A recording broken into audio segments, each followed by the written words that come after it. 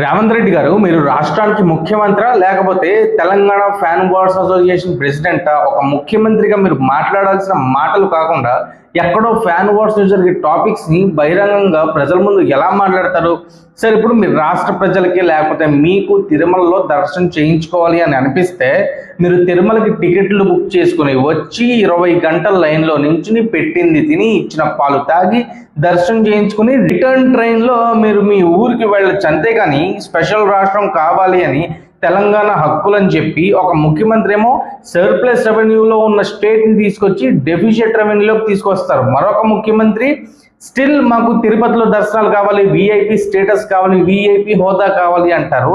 Sir, మీరు ఏం demands పెడుతున్నారో మీకు అర్థమవుతుందా? లేకపోతే ముఖ్యమంత్రి పదవి ఎలా చెయ్యాలో తెలియక టైం పాస్ చేస్తున్నారా? సార్, పాయింట్ ఒకటే, మా ముఖ్యమంత్రి ఏదో తెలంగాణ వాళ్ళకు కూడా పాలించామని చెప్పి ఏదో ఆయనకి పర్సనల్గా మీ రాష్ట్రం మీద ప్రేమ ఇష్టం ఉండి మీరు అడిగారని చెప్పి వారానికి ఒక రోజు 2 రోజుల్లో విఐపి దర్శనం ఇవ్వడమే పర్సనల్గా మా రాష్ట్రం వాళ్ళకి నచ్చదు. సరే, ఇచ్చారు, వచ్చింది గౌరవంగా తీసుకోకుండా ఆ తిరుమల స్వయంగా వెలిసిన టెంపుల్ ఎక్కడ? మీకు ఫండ్స్ ఎక్కువైపోవడం వల్ల కట్టుకున్న టెంపుల్స్కి మేము దేవాదాయ ధర్మాదాయ శాఖలు పెడతాం, స్పెషల్ దర్శనాలు పెడతాం అంటే ఎవడొస్తాడు సార్?